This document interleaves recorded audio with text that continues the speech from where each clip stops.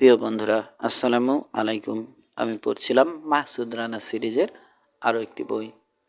বইয়ের নাম ভারতনাট্যম। শুরু করছি তৃতীয় অংশ। টেপ রেকর্ডারের স্পুলগুলো না পেয়ে জয়দ্রুত মৈত্রের চেহারাটা কেমন হবে ভেবে খুশি হয়ে উঠল রানার মেজাজ। মোলায়েম চাঁদের আলোয় রানার সুঠাম দীর্ঘ দেহের ছায়া পড়েছে রাস্তায়।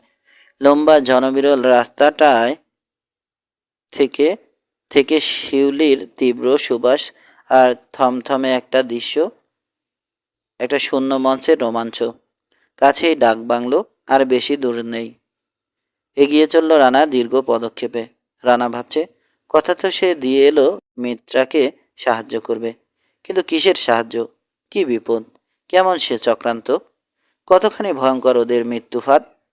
আজ রাতটা রানার জীবনে এক চরম পরীক্ষার রাত। কিন্তু সিলেবাস বা প্রশ্নপত্র সম্পর্কে তার কোনো ধারণাই নেই। এমনকি কোন সাবজেক্টে পরীক্ষা তাও জানবার কোনো উপায় নেই। সে কি উত্তীর্ণ হতে পারবে? থাক, অত ভেবে আর কি হবে। কে সারা সারা যা হবার তা হবে। ওর পাশ দিয়ে একটা গাড়ি চলে গেল ডাকবাংলোর দিকে। রানার রিপোর্ট এবং সোহেলের স্যাম্পল এতক্ষণে পৌঁছে গেছে হেড অফিসে। রানার রাহাত খানের কাঁচা পাকা ভুরু জোড়া হঠাৎ মনে পড়ল রানার।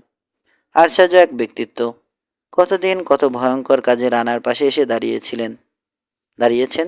পিঠে হাত রেখে শক্তি সাহস জুগিয়েছেন পিতার মতো। কিন্তু তবু যেন কত দূরে। এক একটা কথায় চেনেহ ঝরে পড়েছে রানার মাথায় আশীর্বাদের মতো। তেমনি আবার সামান্য ভুলে কঠিন শাসনের চাবুক ক্ষতবিক্ষত করেছে রানার মন। সত্যি অদ্ভুত মানুষটা।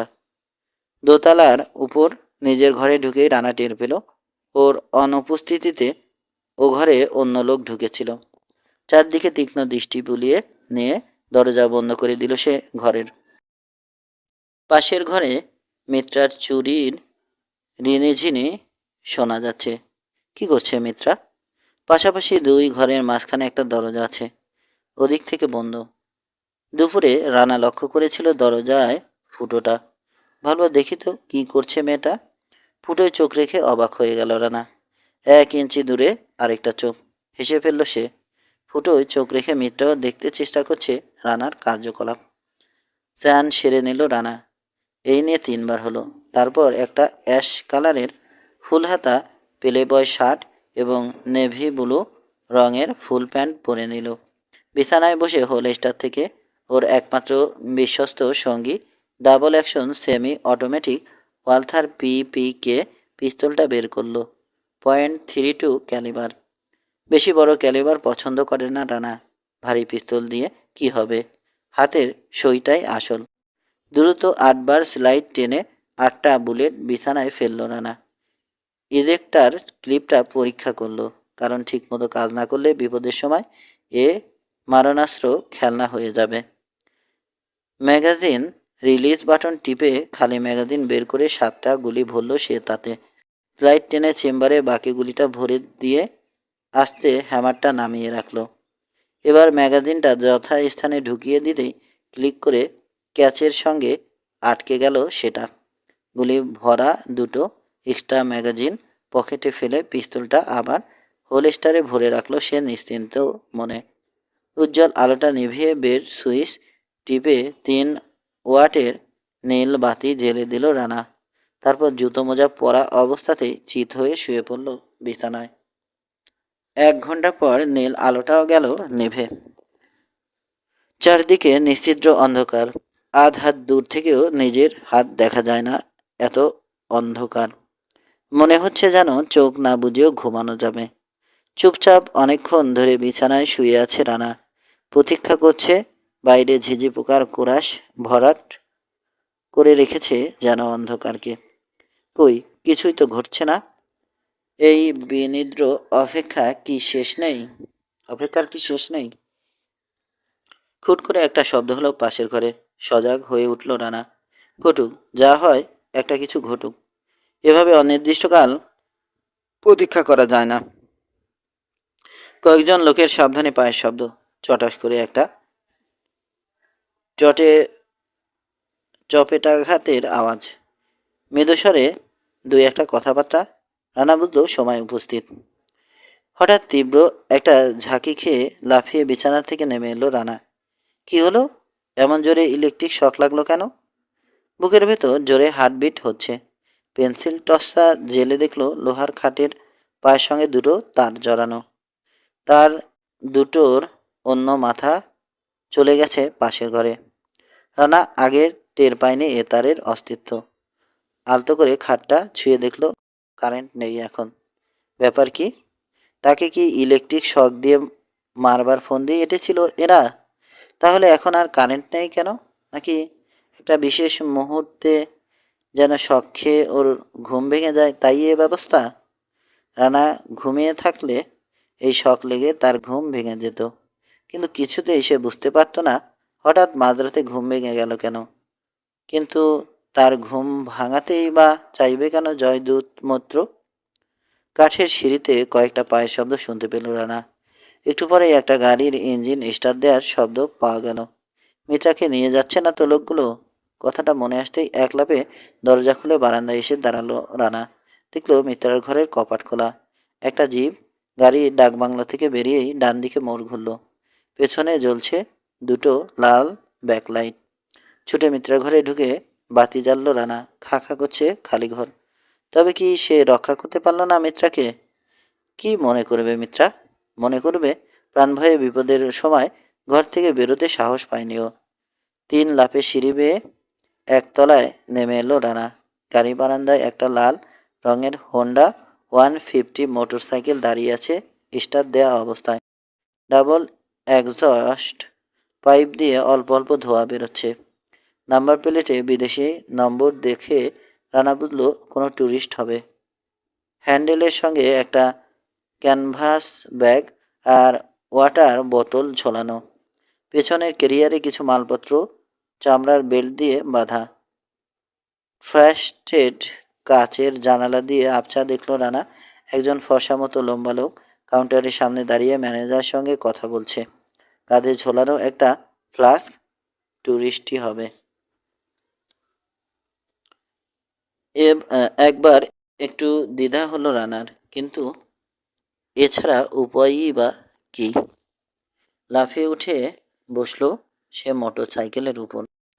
হেডলাইট অফ করে দিয়ে বেরিয়ে গেল ডাকবাংলো থেকে। রাস্তায় পড়েই ডান দিকে মোড় নিল মোটর সাইকেল। জিপ গাড়িটার কোনো চিহ্ন নেই। পাকা মসৃণ নির্জন রাস্তা দিয়ে ফুল স্পিডে এগিয়ে চলল রানা। উইন্ড স্ক্রিন নেই। হু হু করে বাতাস লাগছে চোখে মুখে। বাতাসের বেগে দুই চোখের কোণ দিয়ে পানি বেরিয়ে কানের নিচ দিয়ে গিয়ে শার্টের কলার ভিজছে। হঠাৎ খটকা লাগলো রানার মনে। সবগুলো ঘটনা অস্বাভাবিক নয়। ঠিক সময় মতো ঘুম ভাঙবার ব্যবস্থা, সিঁড়িতে পায়ের শব্দ, জিপ গাড়ির চালু অবস্থায় রাখা হোন্ডা মোটরসাইকেল, সব যেন সাজানো গোছানো ছিল রানার জন্যে। এমন তো হবার কথা নয়। ঠিক যেন মিল খাচ্ছে না। তাছাড়া এত রাতে ম্যানেজারের তো কাউন্টারে থাকবার কথা নয়। কার সঙ্গে কথা বলছিল ট্যুরিস্ট? বুঝল রানা। ট্র্যাপে পা দিয়েছে সে। বধ্যভূমিতে নিয়ে যাওয়া হচ্ছে তাকে। দূরে ধীরে ধীরে স্পষ্ট হয়ে উঠছে জিপ গাড়ির লাল ব্যাকলাইট। স্পিড কমালো রানা। রাজশাহী নাটোর রোডে চলেছে ওরা। এদিকে মিত্রার মনের মধ্যে চলছে তুমুল ঝড়। জয়দূত মন্ত্রের ভয়ঙ্কর প্ল্যান শুনে চমকে উঠেছিল সে। ও বলেছিল, আমাকে এভাবে ব্যবহার করবার অধিকার কে দিয়েছে আপনাকে? আমার মামাকে যদি বলি তখন আপনার কি অবস্থা হবে? হেসেছিল জয়দ্রুত। বলেছিল, মামার ভয় আমাকে দেখিও না মিত্রা। তুমি ছেলে মানুষ, সব কথা বুঝবে না। আমার ক্ষমতা সম্পর্কে কোনো ধারণাই নেই তোমার। আমার একটিমাত্র মুখের কথায় তোমার মামার মন্ত্রিত্বের পথ চিরতরে ঘুচে যেতে পারে। ও ভয় আমাকে দেখিও না। আমি যা বলছি তাই তোমায় করতে হবে। আমি কি বাজারের মেয়ে মানুষ? চোখের জল আর সামলাতে পারিনি অসহায় মিত্রা। রাগে দুঃখে অপমানে গলা বুঝে এসেছিল ওর। দেখো মিত্রা, দেশের প্রয়োজনে অনেক ক্ষতি স্বীকার করে নিতে হয়। মাসুদ রানা শত্রু, ওকে ধ্বংস করতে হবে, তাতে তোমার আপত্তি নেই। কিন্তু এটা বুঝছো না কেন? পাকিস্তানে এসে আমরা যথেষ্ট করেছি, এরপরেও আবার নিজেরা খুন খারাপির মধ্যে জড়িয়ে পড়লে আমাদের এতদিনের মাস্টার প্ল্যান একদম ফেঁসে যাবে। আমরাও কাজে হাত দেব না, কাঁটা দিয়ে কাঁটা তুলব। ইয়ং টাইগার্সের সঙ্গে চুক্তি হয়েছে, তোমাকে আমরা তাদের হাতে তুলে দেব। বিনিময়ে তারা মাসুদ রানাকে সরিয়ে দেবে পৃথিবী থেকে। এজন্য যদি কোনো হাঙ্গামা হয়, টাকার জোরে সব সামলে নেবে ওরা, আমাদের মাথা ঘামাতে হবে না। একদিকের ঘা ভিজিয়ে নিয়ে আবার আরম্ভ করেছিল জয়দূত মন্ত্র। অনেক ভেবে এই প্ল্যান এঁটেছি আমি। তোমাকে ছেড়ে আমরা চলে যাচ্ছি ভারতে। তোমার প্রতি ইয়ং টাইগার্সদের আগ্রহ অল্প দিনেই ফুরিয়ে যাবে। তারপর ওরা তোমাকে ব্যবহার করবে বড় বড় ব্যবসা ধরবার টোপ হিসেবে। অনেক বড় বড় অফিসার ওরা নিয়ে আসবে তোমার কাছে। তুমি তাদের নাচ দেখাবে, বিনিময়ে তথ্য সংগ্রহ করবে আমাদের প্রয়োজন মতো। ঢাকায় আমাদের লোক তোমার সঙ্গে ঘনিষ্ঠ যোগাযোগ রাখবে। শিউরে উঠেছিল মিত্রা। আর একটা কথা ভালো মতো জেনে রাখো, যদি বিশ্বাসঘাতকতা করো, নির্মম মৃত্যু ঘটবে তোমার। এখন থেকে তোমার প্রতিটি পদক্ষেপ, প্রতিটি কার্যকলাপ আমরা লক্ষ্য করব। আপনার পায়ে পড়ি মশাই, আমাকে রেহাই দিন। সত্যি, পা ধরতে গিয়েছিল মিত্রা। আমি দুঃখিত। সরে গিয়েছিল জয়দূত। তুমি এখন যেতে পারো। আর আপনার প্ল্যান অনুযায়ী মাসুদ রানা যদি আমাকে রক্ষার জন্যে এগিয়ে না আসে, তাহলে? আমাকেও ভাসিয়ে দিলেন, ওকেও খুন করতে পারলেন না। আসতেই হবে তাকে। সে যে ধাতুতে গড়া, কোনো নারীর অবমাননা সে সহ্য করবে না। গাধা একটা, সাহায্য করতে এগিয়ে আসবেই। সে সব তোমার ভাবতে হবে না। নিখুঁত জাল পেতেছি আমি, শিকার তাতে পড়বেই। হেসে চলে গিয়েছিল জয়দূত পাশের ঘরে। এতখানি অসহায় অবস্থা মিত্রার জীবনে আর কখনো আসেনি। একই চক্রান্তের জালে জড়িয়ে পড়ল সে। ভয়ানক রাগ হলো মাসুদ রানার উপর। ওই সন্তানটার জন্যই আজ ওর এই অবস্থা। ওকে যদি খুন করতে না চাইতো জয়দূত, তবে তো মিত্রাকে ইয়ং টাইগার্সের হাতে তুলে দেবার প্রশ্নই উঠত না। আবার ভাবলো, বেচারা রানা জানবে কি করে যে ওকে হত্যা করার বিনিময়ে জয়দূত মিত্রাকে তুলে দিচ্ছে একদল বদমাইশের হাতে। জয়দূতই আসলে পাপিষ্ঠ, নীচ, নরাধম। তারপর আবার ভাবলো, জয়দূত তো নিজের সাথে কিছু করছে না, দেশের বৃহত্তম স্বার্থের খাতিরে এঁটেছে এই ভয়ানক ষড়যন্ত্র। এ না করলে তো জয়দূত কর্তব্যচ্যুত হতো। তবে তবে দোষকার। মাথার মধ্যে সব গুলিয়ে যায় মিত্রার। দোষ মিত্রার ভাগ্যের, দোষ ওর রূপের, ওর গুণের। সে আত্মহত্যা করবে। আর কোনো আর তো কোনো পথ খোলা রইল না তার জন্যে। হঠাৎ বিদ্রোহ করে বসলো মন। কেন কেন সে ভাগ্যের এই নিষ্ঠুর খেলাকে নীরবে সহ্য করবে? এ ফাঁদ থেকে বেরিয়ে আসবার কি কোনো পথই নেই? নিজেকে রক্ষা করবার অধিকার মানুষের জন্মগত অধিকার। সে বাঁচতে চায়। বাঁচতে কে না চায়? দেশ, দলপতি, চক্রান্ত সব চুলোয় যাক, সে নিজেকে রক্ষা করবে। কিন্তু কি করে? এই বিদেশে কে আছে ওর আপনজন যে এগিয়ে এসে সাহায্য করবে? মাসুদ রানা। অনেক ভেবে সে স্থির করেছিল সমস্ত চক্রান্তের কথা খুলে বলবে রানাকে। কিন্তু সুযোগ পেল কোথায়? চোখের ইঙ্গিতে ডেকে এনে গ্রিন রুমে যে দু একটা কথা হলো, তাতে রানার কাছে কিছুই তো পরিষ্কার হলো না। কোনো কথা খুলে বলা হলো না। এসে পড়ল জয়দূত মৈত্র। কী ধরনের বিপদ ওর জন্য অপেক্ষা করছে সে সম্পর্কে কোনো ধারণাই নেই রানার। দলপতির বদ্ধমূল ধারণা, রানা যে চরিত্রের মানুষ, কেউ বিপদে পড়লে সে ঝাঁপিয়ে পড়বেই এবং এগোলেই নিশ্চিত মৃত্যু। আজ সমাধান করে দেওয়ার ফলে সে যদি মিত্রার সাহায্য প্রার্থনাকে ফাঁদে ফেলবার জন্য মিথ্যা অভিনয় বলে মনে করে, যদি এগিয়ে না আসে, তাহলে তাহলে মিত্রার নিশ্চিত মৃত্যু। সে যদি আত্মহত্যা নাও করে, জয়দূত হত্যা করবে ওকে। মাথাটা খারাপ হয়ে যাবে নাকি মিত্রার? রানা তো কথা দিয়েছেই। নিষ্ঠুর চেহারার লোক হলে কি হবে? নিশ্চয় সে তার কথা রাখবে। আশ্বাস খোঁজে মিত্রা এসব ভেবে। উপায় নেই। তার খাটের তলায় ঘাপটি মেরে বসে আছে একজন।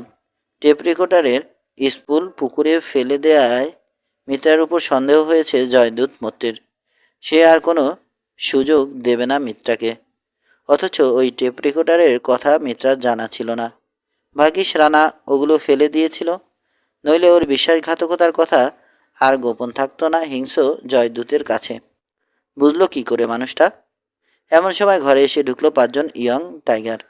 একজন টর্চ ধরল মিত্রার দিকে, আর একজন তুলে নিল ওকে বিছানা থেকে পাজাকোলা করে। মুখে অশ্লীল হাসি। ঠাই করে এক চট দিল মিত্রা তার গালে। দলের অন্যান্যদের কি একটা ইঙ্গিত করে বেরিয়ে এলো লোকটা দরজা দিয়ে বাইরে। গাড়িতে এনে তোলা হলো মিত্রাকে। মিত্রা চেয়ে দেখলো মোটর সাইকেলটা যথাস্থানে আছে। ছেড়ে দিল গাড়ি। মিত্রা এখন ওদের। চোখ ফেটে জল বেরিয়ে এলো মিত্রার। রানা কি কথা রাখবে? ও কি আসবে এই পিশাচদের হাত থেকে ওকে উদ্ধার করতে? কতদূর চলে এসেছে ওরা? রানা কি খোঁজ পাবে এদের তাঁবুর? যদি দেরি হয়ে যায়? শিউরে উঠে চোখ বন্ধ করলো মিত্রা। চোখ খুলেই দেখতে পেল মিত্রা বহু দূরে আবছা মতো কি একটা আসছে গাড়ির পেছন পেছন। মাসুদ রানা আসছে সে। হঠাৎ কেন জানি অদ্ভুত মায়া লাগলো তার ওই দুঃসাহসী লোকটার জন্যে। উদ্বিগ্ন হয়ে উঠল মিত্রা শত্রুপক্ষের ওই দুর্দান্ত লোকটির জন্যে।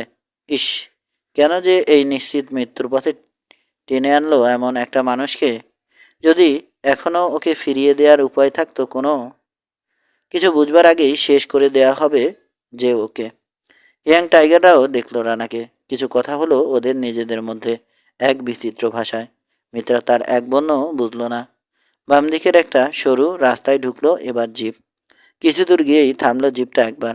একটা Beretta automatic sub machine gun হাতে নেমে গেল একজন।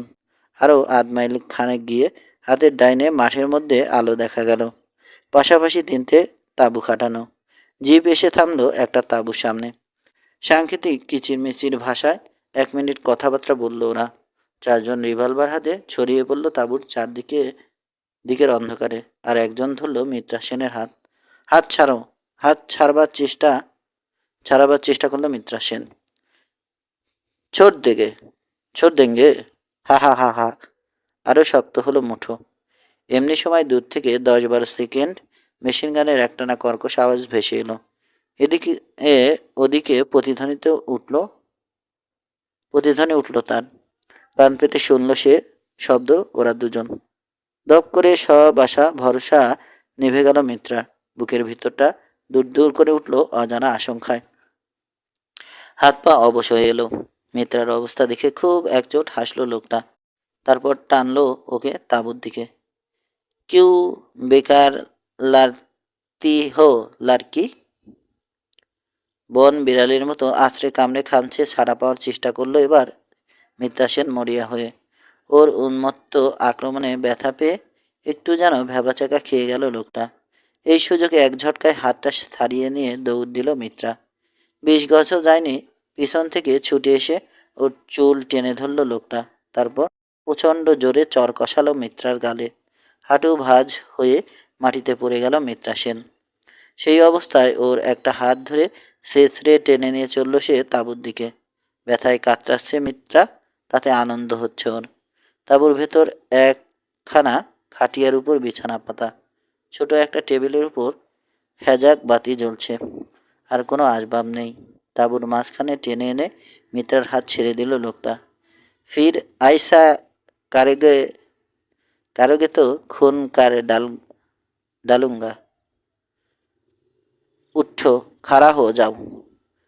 মিত্রা উঠছে না দেখে লাথি মারবে বলে পা তুলল এবার লোকটা। ভয়ে কুকড়ে সরে যাওয়ার চেষ্টা করলো মিত্রা হামাগুড়ি দিয়ে। প্রচণ্ড জোরে এক লাথি এসে লাগলো কোমরে। ছিটকে খাটিয়ার পাশে গিয়ে পড়ল মিত্রা। এগিয়ে আসছে লোকটা। আরেক লাথি থেকে বাঁচবার জন্যে এক পাক ঘুরে স্থির হয়ে গেল মিত্রা। একটা দীর্ঘ মূর্তির উপর চোখ পড়েছে ওর। নিজের চোখকে বিশ্বাস করতে পারছে না সে। তাঁবুর দরজার সামনে দাঁড়িয়ে রয়েছে মাসুদ রানা। 7 31 আগস্ট 1965। চোখ বন্ধ করো মিত্রা। গম্ভীর কণ্ঠ রানার। হাতে ওয়ালথার পিপিকে। নলটা আরও কয়েক ইঞ্চি বড় হয়ে গেছে সাইলেন্সার লাগানোতে। চোখ বন্ধ করলো মিত্রা। এক লাফে ঘুরে দাঁড়িয়েছে লোকটা। হেঁচকির মতো আঁতকে ওঠার শব্দ পাওয়া গেল। দুপ। একটা মৃদু গম্ভীর শব্দ, তারপরই একটা তীক্ষ্ণ আর্তনাদ। ধরাস করে আছড়ে পড়ল মাটিতে ভারী কিছু। শিগগিরই বাইরে চলে এসো, মাটির দিকে চেও না। তাঁবু থেকে বেরিয়েই এক দৌড়ে একটা আম গাছতলায় এসে দাঁড়ালো ওরা। রানা বলল, চিৎকার শুনে এখনই আরো লোক এসে পড়বে। সিকি মাইল দূরে মোটর সাইকেল, পালাতে হবে এখন, জলদি। কথাটা শেষ হতে না হতেই তিন দিক থেকে টর্চ জ্বলে উঠল, গর্জে উঠল তিনটে রিভলভার। চট করে আম গাছের আড়ালে সরে গেল রানা মিত্রাকে নিয়ে। তারপর একটা টর্চ লক্ষ্য করে গুলি ছুড়ল। বাপ্পস! মোটা কর্কশ গলায় আওয়াজ এলো। গুলি গিয়ে ঢুকলো একটা টর্চের মধ্যে। সঙ্গে সঙ্গে নিভে গেল সব টর্চ, রানার অব্যর্থ গুলির ভয়ে। কিন্তু আরও একবার গর্জে উঠল তিন রিভলভার। মিত্রাকে নিয়ে মাটির উপর দিয়ে বুকে হেঁটে সরে গেল রানা, বেশ অনেকটা বাম দিকে। আগের রাস্তার দিকে গেল না, 20 গজ ফাঁকা মাঠ পেরিয়ে রাস্তা। তিনজনে আশা করবে রানা ওই পথে যাবে। গুলি এড়িয়ে রাস্তায় ওঠা সহজ হবে না। গাছের আড়ালে চলে গেছে চাঁদ। মিনিট দুয়েক চুপচাপ থেকে একটা টর্চ হঠাৎ রাস্তার দিকে একবার ফোকাস করেই নিভে গেল। সেই আলোয় রানা দেখল গলিমুখের কাছাকাছি মেশিন গানধারী যে লোকটাকে কায়দা করে ও বন্দি করেছিল, সেই লোক কোনো রকমে হাত পায়ের বাঁধন খুলে তাঁবুতে ফিরে আসছে। তিনটে রিভলভার গর্জে উঠল একসঙ্গে। ঢিল খেলে কুকুর যেমন শব্দ করে, ঠিক তেমনি একটা শব্দ করে বসে পড়ল লোকটা মাটিতে। রানা এবার দ্রুত বাম দিকের ঝোপঝাড়ের দিকে সরতে থাকলো। দুটো টর্চ জ্বলে উঠল এবার অনেকটা নির্ভয়ে। ইচ্ছে করলে তিনজনকেই শেষ করে দিতে পারে রানা, কিন্তু তা না করে চুপচাপ মাটির সঙ্গে সেটে থাকলো। রানার কয়েক ফুট পাশ দিয়ে এগিয়ে গেল তিনজন আহত লোকটার দিকে। মাটিতে পড়ে ছটপট করছে বটে, কিন্তু পাল্টা গুলি করতে পারে ভেবে আরও কয়েক রাউন্ড গুলি করলো ওরা গজ দশেক দূরে দাঁড়িয়ে। একেবারে স্থির হয়ে যেতে এগিয়ে গেল সামনে। রানা ততক্ষণে মিত্রার হাত ধরে জঙ্গলের আড়ালে আড়ালে রাস্তায় গিয়ে পড়েছে। মিনিট পাঁচেক একটানা ছুটে একটা ঝোপের ধারে দাঁড়ালো রানা। মোটর সাইকেলটা নিয়ে এলো ওপাশ থেকে। একটু দ্বিধা করলো মিত্রা মোটর সাইকেলের পেছনে উঠতে। টাইম বোম্বার কথা মনে হলো, কিন্তু আর তো উপায় নেই এখন। কাঁচা রাস্তা দিয়ে যতটা তাড়াতাড়ি সম্ভব এগিয়ে চলল ওরা বড় রাস্তার দিকে। বড় রাস্তায় বাস টাস পাওয়া যাবে না? জিজ্ঞেস করলো মিত্রা। এত রাতে কি করে বাস পাবে? আর বাসের দরকারই বা কি? এই 60 মাইল যেতে বড় জোর 1/4 ঘন্টা লাগবে হোন্ডায়। না মানে আমরা কোনো ঝোপঝাড়ের মধ্যে তো লুকিয়ে থাকতে পারি রাতটা। সকালে না হয় বাসে ফেরা যাবে রাজশাহী। হঠাৎ বাসের প্রতি তোমার এত ভক্তি এসে গেল কেন মিত্রা? এসে জিজ্ঞেস করলো রানা। কোনো উত্তর দিল না মিত্রা। ওর অস্বস্তিটা মনে মনে উপভোগ করছে রানা। বড় রাস্তায় উঠল ওরা। হেডলাইট জেলে দিয়ে মাইল মিটারের দিকে চেয়ে বলল, 65। পেছনে শক্ত করে রানার কাঁধ ধরে বসে আছে মিত্রা। বাতাসে ওর চুল উড়ে এসে সুরসুরি দিচ্ছে রানার গলায়। মোটর সাইকেলটা আমাদের ছেড়ে দেওয়া উচিত, বেশ কিছুক্ষণ উসখুস করে বলল মিত্রা। কেন বলো তো? তুমি জানো না এতে টাইম বোম ফিট করা আছে? অল্পক্ষণেই ফাটবে। Time bomb? তা এতক্ষণ বলনি কেন? আশ্চর্য হয়ে গেল রানা। কিন্তু মোটর সাইকেলের স্পিড কমালো না একটু। সেই কখন থেকেই তো বলছি, শুনছো না? শুনছো তো না? আর শুনেও তো থামাচ্ছ না। উদ্বেগ প্রকাশ পেল মিত্রার গলার স্বরে। ওটা এখন আমার পকেটে, নির্বিকার কণ্ঠে জবাব দিল রানা। মিত্রা ভাবল, সাংঘাতিক ধুরন্ধর তো বেটা, নইলে আর এত নাম। আমাদের সার্ভিসে এর মতন একটা লোকও যদি থাকতো। এত বড় বুকের পাটা আর এমনি বিরাট মন। তুমি ঠিক সময় মতো না পৌঁছলে আমার কি যে হতো। মেশিন গানের আওয়াজ শুনে আমি তো সব আশা ছেড়ে দিয়েছিলাম। হ্যাঁ, আমিও তাই চেয়েছিলাম। পেছন থেকে গিয়ে ব্যাটাকে কাবু করে ফেলে ফাঁকা আওয়াজ করেছিলাম, যাতে সবাই নিশ্চিত থাকে আমার মৃত্যু সম্পর্কে। উহ, কি নিষ্ঠুরভাবে হত্যা করলো ওরা সেই লোকটাকে তুমি মনে করে। মাইল মিটারের কাঁটা একেবারে 70-এর ঘরে গিয়ে থরথর করে কাঁপছে। আবার খারাপ রাস্তায় 40, এমনকি 30-এ আসছে নেমে। জোর বাতাসে আঁচল উঠছে মিত্রার। সামনের রাস্তাটা আলোকিত করে এগিয়ে চলেছে ওরা। পেছনে বিশাল অন্ধকার যেন গ্রাস করতে চাইছে ওদের। তেড়ে আসছে হিংস্র নখদন্ত বের করে, কিন্তু কিন্তু ধরতে পারছে না। পিছলে বেরিয়ে যাচ্ছে ওরা সামনে। আকাশে মেঘের ফাঁক দিয়ে দেখা যাচ্ছে তারার চোখে নীল আলো। মুক্তির আনন্দে মিত্রা বলছে জয়দ্রুতের চক্রান্তের কথা, কিন্তু অনেক কিছু রেখে ঢেকে। তাহলে এই ছিল প্ল্যান? আমাকে হত্যার বিনিময়ে ওরা পাচ্ছিল তোমাকে? হ্যাঁ। আহা হা, আমি যদি পেতাম এমন সুযোগ, সব শালাকে সাফ করে দিতাম। বুঝলাম, মস্ত বীর পুরুষ তুমি, কিন্তু আমাকে নিয়ে কি করতে বলো তো? বউ ছেলে মেয়ে নেই? না। প্রথমটাই হলো না, শেষেরগুলো আসবে কোত্থেকে? বিয়ে করা নেই কেন? যাহা চাই তাহা ভুল করে চাই, যাহা পাই তাহা চাই না। তাছাড়া আমার এই বিপজ্জনক জীবনে কে আসবে? মেয়েরা বড় হিসেবেই। ভুল করে চেয়েছিলে কাউকে? চেয়েছি, কাকে? শুনে তোমার লাভ? ভাবছো গদগদ কণ্ঠে তোমার নাম বলবো? না। আর কলকাতায় ফিরে পাকিস্তানে এই ছোড়াকে পাগল করে দিয়ে এসেছো ভেবে অনাবিল আনন্দ লাভ করবে? সেটি হচ্ছে না। তুমি একটা ছোট লোক। কথাটা বলেই কাজ ছেড়ে দিয়ে আলতো করে রানার মাথার পেছনে চুলের মধ্যে আঙুল চালিয়ে দিল মিত্রা। কিছুক্ষণ হাত বুলিয়ে এক মুঠি চুল আলগা করে ধরে ঝাঁকিয়ে দিল রানার মাথাটা। আবার বলল, তুমি একটা ছোট লোক। একটু পরেই চমকে উঠল মিত্রা। পিছন থেকে একটা গাড়ি আসছে না? রানা, ভয়ে কেঁপে উঠল মিত্রার কণ্ঠস্বর।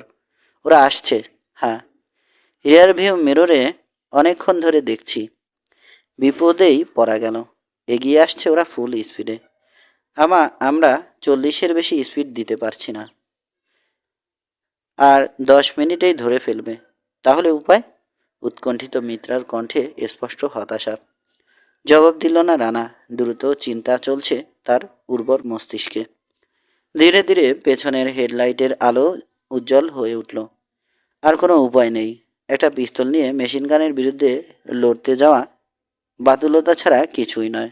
এগিয়ে আসছে জিপ। এবার নিশ্চিত মৃত্যু।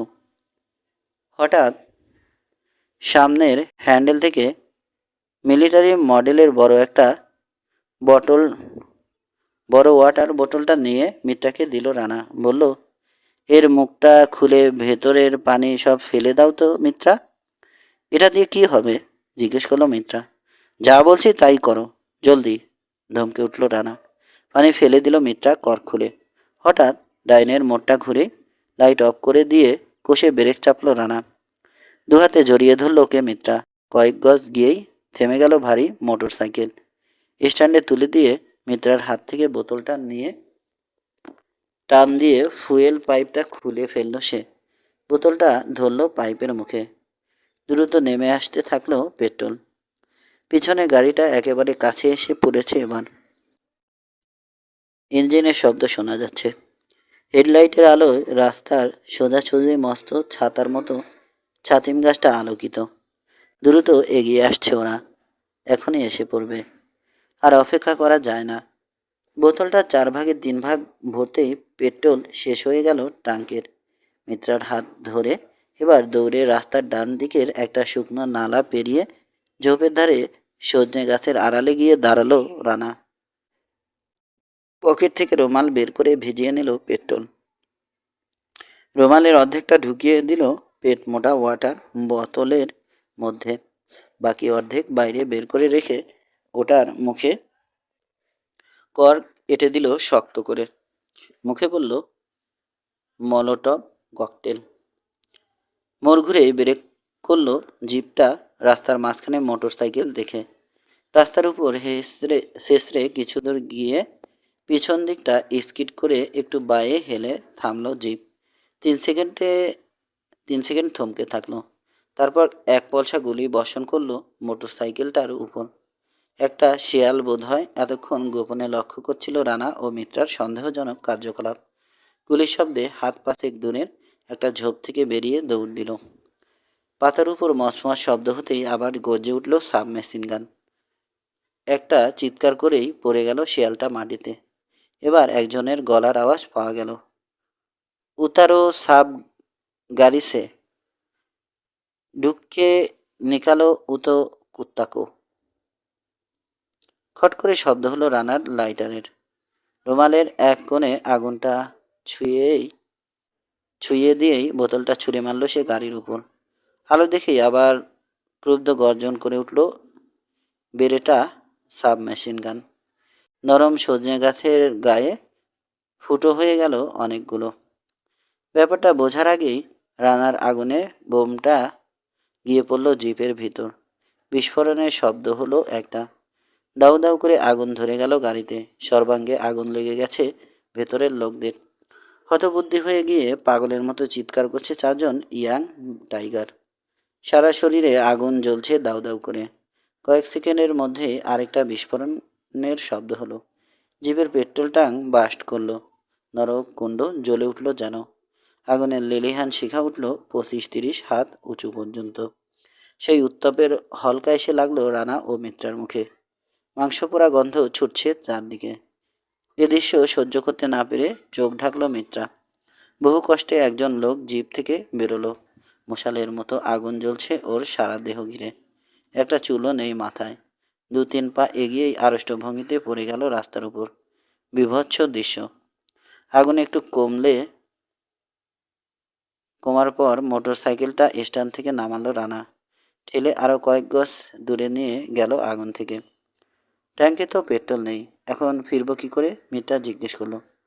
উত্তর না দিয়ে ফুয়েল পাইপটা যথাস্থানে লাগিয়ে নিয়ে রিজার্ভ ট্যাঙ্কের চাবি খুলে দিল রানা। স্টার্টার বাটন টিপতেই মৃদু গুঞ্জন করে চালু হয়ে গেল 4 স্ট্রোক ইঞ্জিন। আবার হু হু করে বাতাস কেটে অন্ধকার ভেদ করে এগিয়ে চলল ওরা রাজশাহীর দিকে। আরও 20 মাইল আছে। মনটা খারাপ হয়ে গিয়েছে রানার। বিয়োগান্ত নাটক দেখে হল থেকে বেরিয়ে এসেছে যেন। জোর করে দূর করে দিল সে মন থেকে দুঃস্বপ্নের মতো ঘটনাগুলোর চিঠি। চাঁদ ডুবে গিয়েছে। জল জল করছে শিশির ভেজা শুভ তারাগুলো। থেকে থেকে হাসনা হেনা শিউলি আর সাতিমের ভারী সুগন্ধ জমাট বেঁধে আছে রাস্তার উপর। একটা নক্ষত্র খসে পড়ল। রানা, বলো। যখন তারা খসে পড়ে তখন নাকি মনে মনে যে যা চায় তাই পায়? তুমি বিশ্বাস করো এই কথা? তুমি নিশ্চয় করো। কি চাইলে শুনি? তোমার বন্ধুত্ব। গলাটা রাখলো সে রানার পিঠের উপর। গালটা রাখলো সে রানার পিঠের উপর। তথাস্তু, খোদ ভগবানের মতো বলল রানা। তারপর হাসলো। রানা আবার ডাকলো মিত্রা একটু পর। কি বলছো? তোমার কাছে প্রাণ ভিক্ষা চেয়েছিলাম, তুমি দিয়েছ। আমার কাছে কি তোমার কিছুই চাওয়ার নেই? আছে, যা চাইব দেবে। তোমার জন্য সব দিতে পারি আমি। সত্যি সত্যি। কি চাও তুমি বলো? ইনফরমেশন। কেউ যেন কালি মাখিয়ে দিল মিত্রার মুখে। এক মুহূর্তে বাস্তব জগতে ফিরে এলো সে।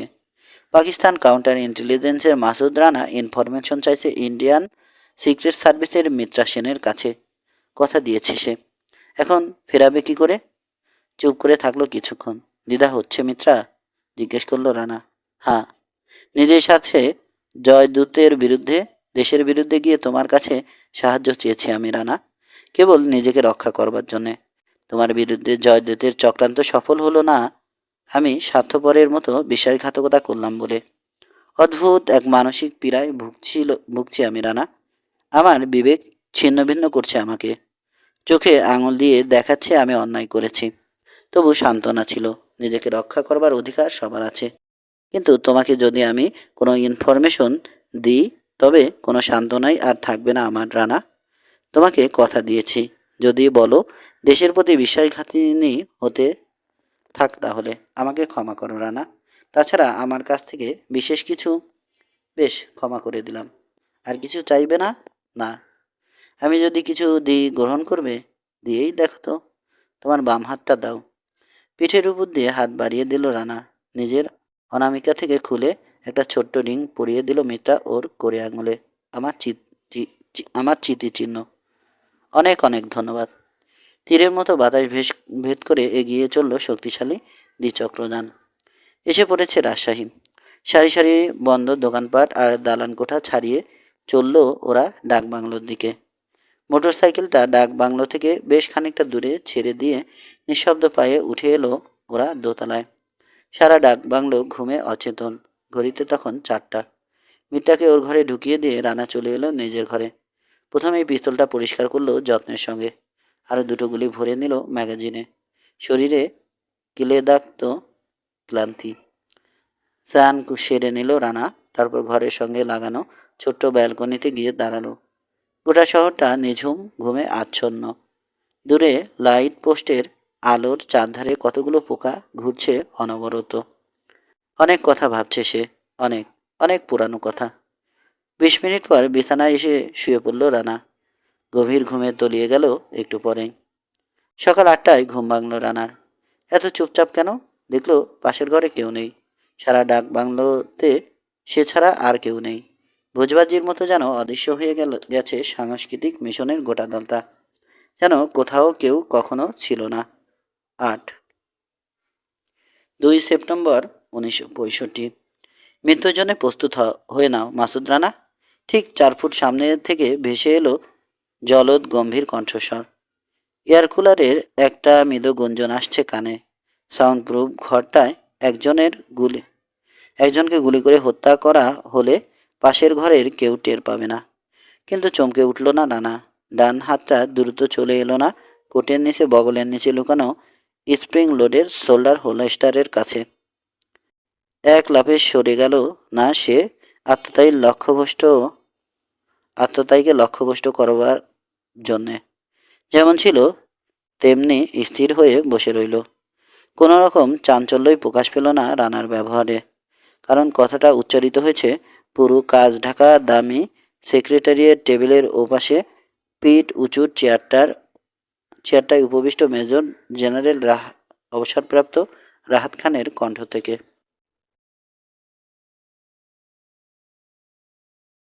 বড় বীভৎস মৃত্যু স্যার।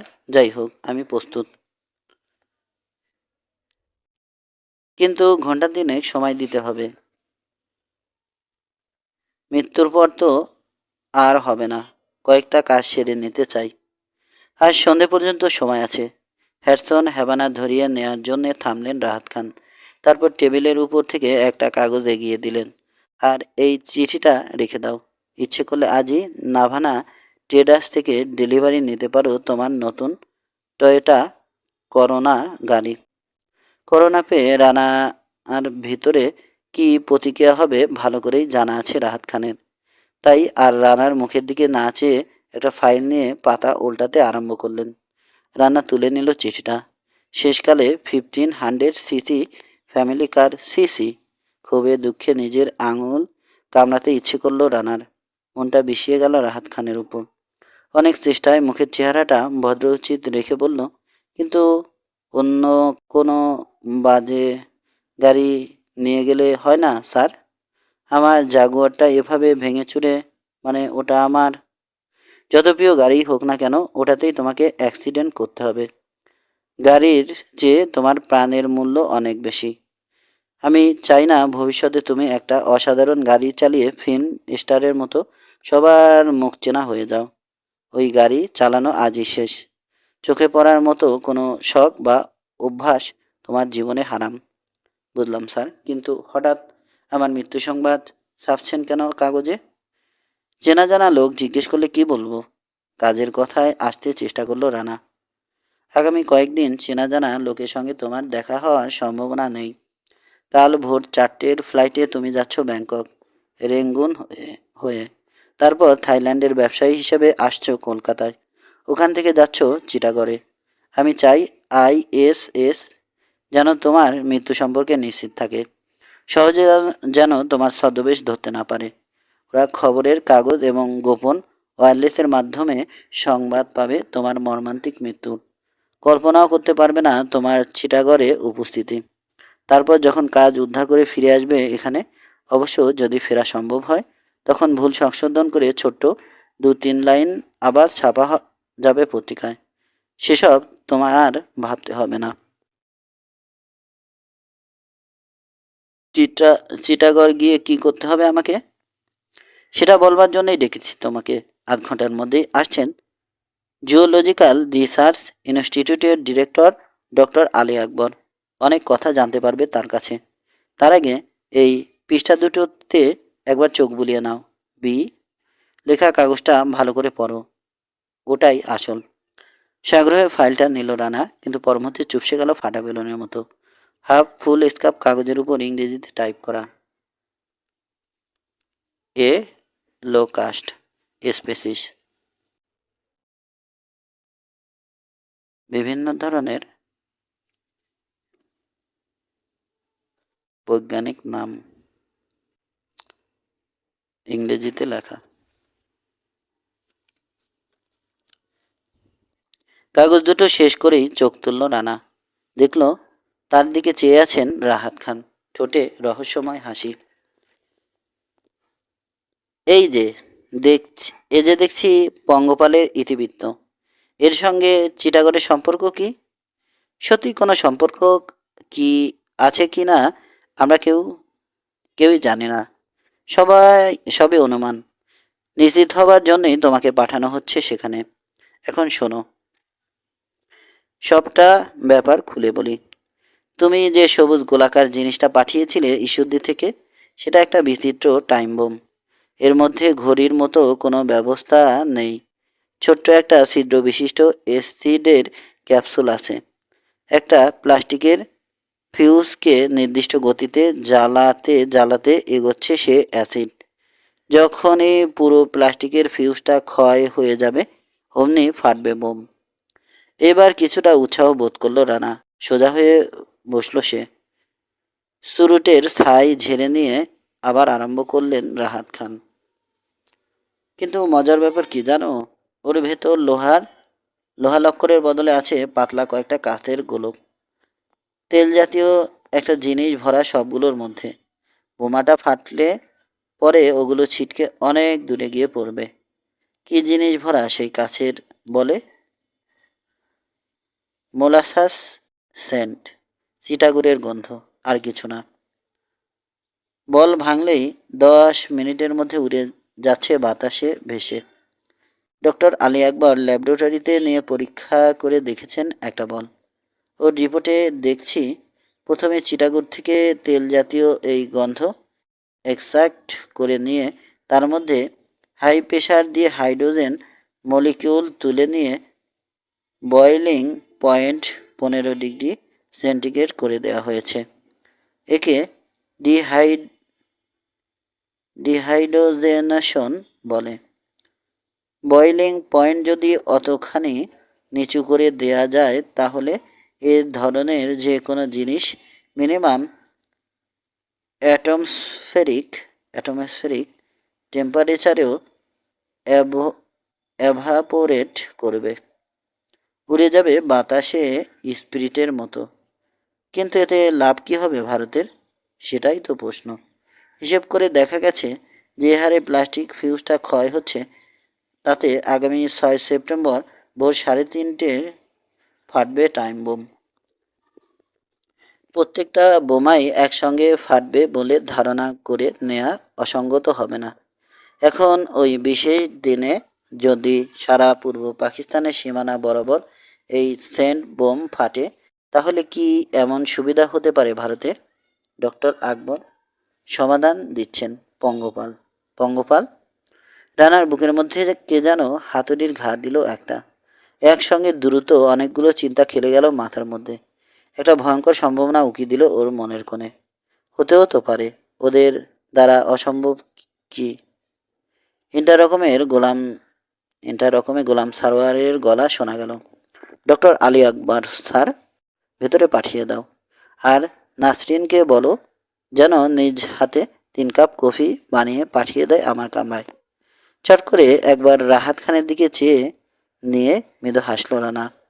মধ্যবয়সী এক ভদ্রলোক প্রবেশ করলেন ঘরের ভিতর। উঠে দাঁড়িয়ে সাদরে ডেকে বসালেন তাকে রাহাত খান।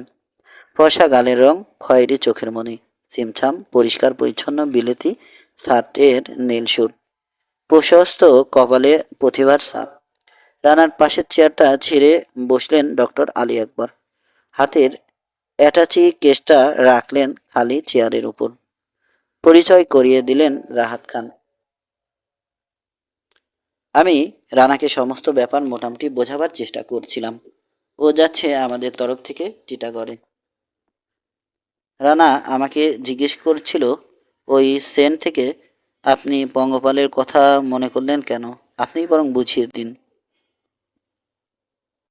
এটা খুব সাধারণ কথা। এই গন্ধ লোকাস্টকে আকর্ষণ করে। এটা এখন প্রতিষ্ঠিত সত্য। পৃথিবীর বিভিন্ন জায়গায় বড় বড় রিসার্চ সেন্টারে পঙ্গপাল ধ্বংস করবার জন্যে লোকাস্টিসাইড তৈরি হচ্ছে এবং এই সেন্ট এর সঙ্গে মিশিয়ে ব্যবহার করা হচ্ছে। এই গন্ধের সঙ্গে পঙ্গপাল অঙ্গাঙ্গিভাবে জড়িত। কিন্তু রাহাত খান সূত্রটা ধরলেন কথার।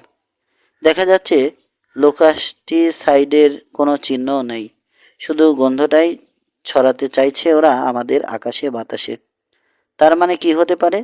একটাই অর্থ আপাতত মনে আসছে, ওরা সীমান্ত থেকে পঙ্গপাল ছাড়বে ওই দিন। বিনা যুদ্ধে আমাদের এই কৃষিপ্রধান দেশটা ধ্বংস করে দেবে, তাই না? সত্যিকার কোনো ক্ষতি করবার মতো অত পঙ্গপাল পাবে কোথায় ওরা? জিজ্ঞেস করলো রানা। আমার কাছেও ব্যাপারটা খুবই অবাস্তব বলে মনে হয়েছে মিস্টার খান, বললেন ডক্টর আলী আকবর। যদিও আমি একে সম্ভব বলে বিশ্বাস করি না, তবু সারাদিন ছটফট করেছি দুশ্চিন্তায় এবং শেষ পর্যন্ত কাল সারা রাত পরিশ্রম করে একটা সলিউশন তৈরি করেছি। স্প্রে গানে ভরে এনেছি সেটা। যদি সত্যিই ওখানে গিয়ে দেখেন পঙ্গপালের কারবার, তাহলে এই সলিউশনটা স্প্রে করে আসবেন। অ্যাটাচি কেস থেকে একটা কৌটা বের করে সযত্নে টেবিলের উপর রাখলেন তিনি। কি আছে এতে?